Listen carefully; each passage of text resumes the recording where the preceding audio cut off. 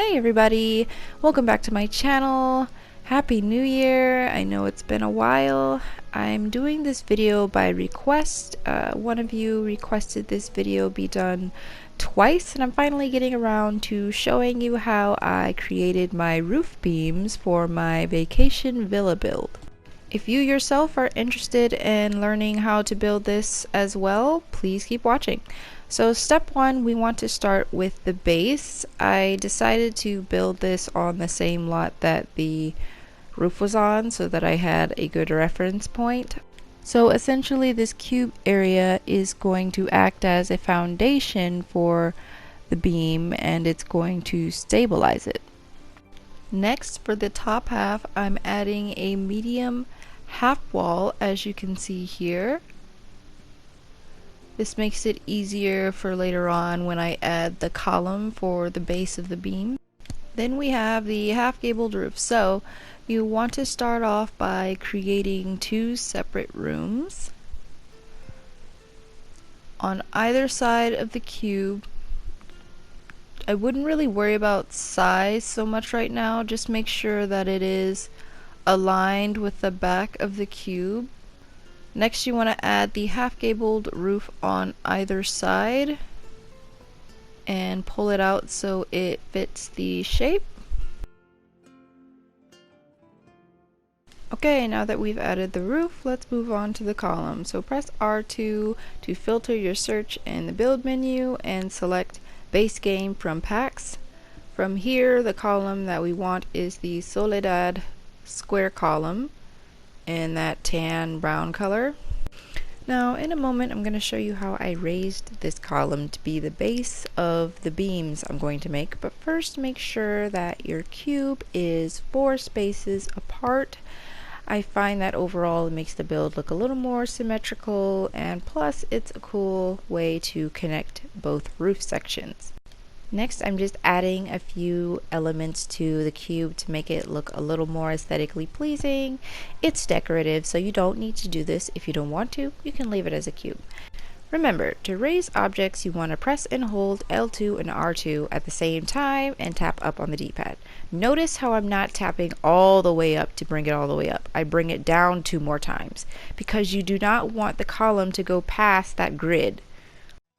Now if you do raise the column all the way up, it is going to pass the grid, and then your beams are going to look really off. So make sure you're paying attention to that. Do not raise it all the way up. Make sure you leave some space there at the bottom. Next, we're going to take the smooth keeper fence and we're going to start at the column and draw a line all the way back, stopping at where the roof ends. And this is where we're going to put the back portion of the building. This part of the building is really important because it's where your beam ends. So make sure when you're creating your building on the back, it is lining up with the beam. And don't forget to add your half wall. You can choose any size you like. I chose size number 3. Next, I'm just going to speed this part up a little bit because I'm just choosing the exterior patterns and paints. If you're interested in knowing which ones I use, you can always pause the video, or you can go into the description box and I'll have a list of all of the paints and patterns I use there.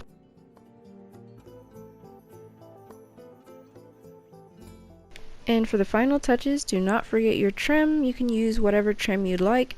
In this instance, I use the jutting trim. Next, we're going to get started on the beam. So I'm going to show you how I did my beam originally, and then I'm going to show you different designs you can do. You want to start off with a triangle, and then after you have that triangle, you want to extend it to touch the roof on either side. Don't worry about the gray floor pieces just yet, we'll get rid of those soon. Okay, so you should have your 2 endpoints touching the roof. Now you might notice it peeking out on the roof a little bit, so you'll want to bring the roof up so you can hide it.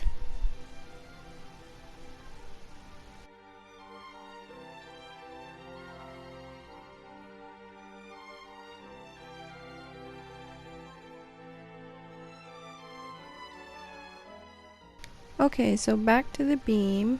We're gonna try to make a chevron-like shape. Kind of think of arrows pointing towards the column, if that's easier. And you're just going to create a space between each triangle so that you can make that design. And you're not going to have them touch either side of the roof just yet. We're just focused on making the triangles. I'm having some difficulty with that one clearly. And you'll keep making these triangles until you reach the back.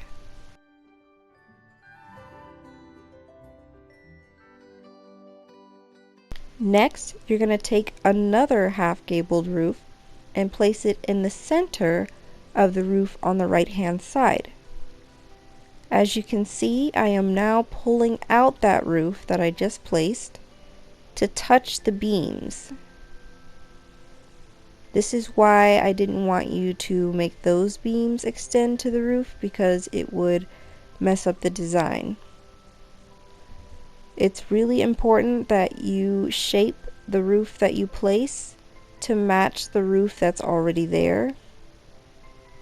You're going to have to adjust a few settings to get it level.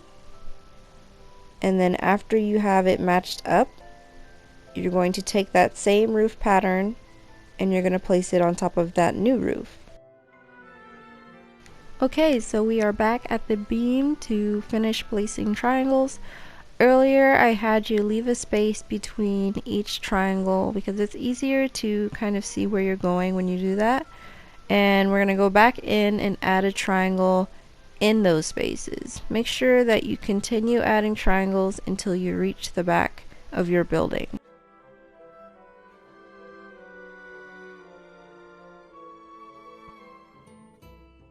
And now we are at the final step, which is to remove the floor area of your fence. And after that, your beam is pretty much complete.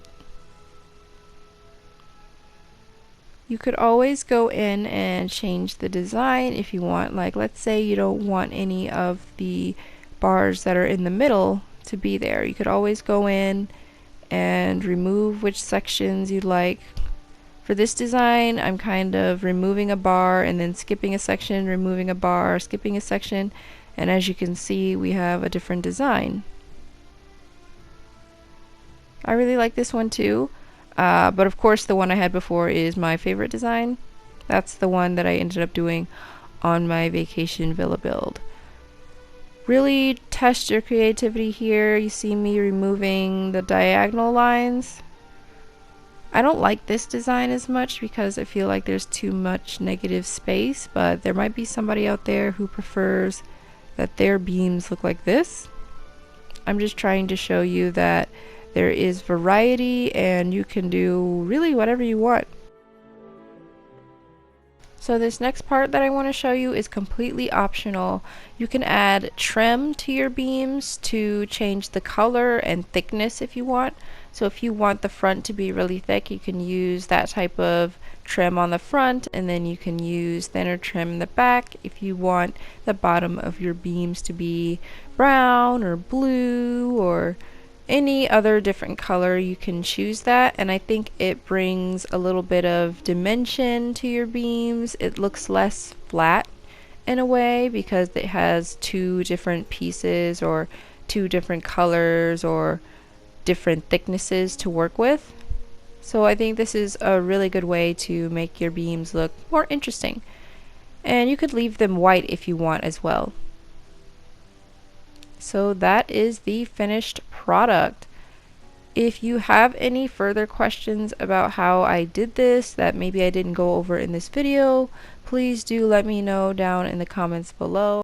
And remember, I'll have all of the paint swatches and patterns that I used in the description box, as well as timestamps in the comment section below, so be on the lookout for that.